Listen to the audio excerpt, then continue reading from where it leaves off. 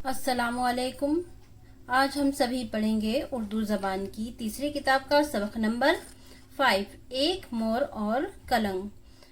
दुम मोर ने फूल कर दिखाई, दुम मोर ने फूल कर दिखाई और बोला कलंग से के भाई, क्या खूब है नक्श और क्या रंग, क्या खूब है नक्श और क्या रंग, दुनिया मुझे देखकर हुई दंग, दुनिया मुझे देखकर हुई दंग, मेरी सी कहाँ है आपकी दुम, मेरी सी कहाँ है आपकी दुम, कर सकते नहीं मुकाबला तुम, कर सकते नहीं मुकाबला तुम।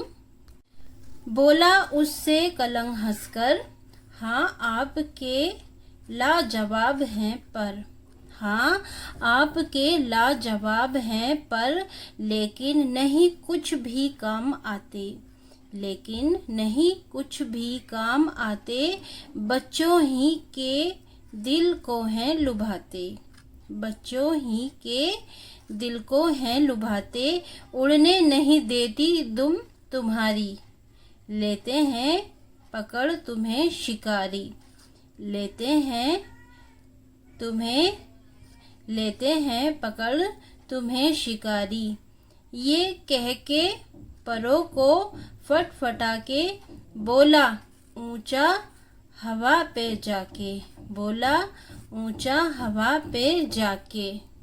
आओ करे आसमां का फेरा, आओ करें आसमां का फेरा, कुछ दम है तो साथ दो ना मेरा, कुछ दम है तो साथ दो ना मेरा, मुंह अपना सा लेके रह गया मोर, मुंह अपना सा लेके रह गया मोर, था इसमें कहाँ उड़ान का जोर, था उसमें कहाँ उड़ान का जोर, भाता है जिन्हें निरा दिखावा, वो लोग हैं मोर के भी बावा, वो लोग हैं मोर के भी बावा, बस उनको है टेप टाप की धुन, टीप टाप की धुन, शेखी के सिवा नहीं कोई गुन, देखें किसे याद है ज़बानी, देखें किसे याद है ज़बानी, मोर और कलंग की कहानी।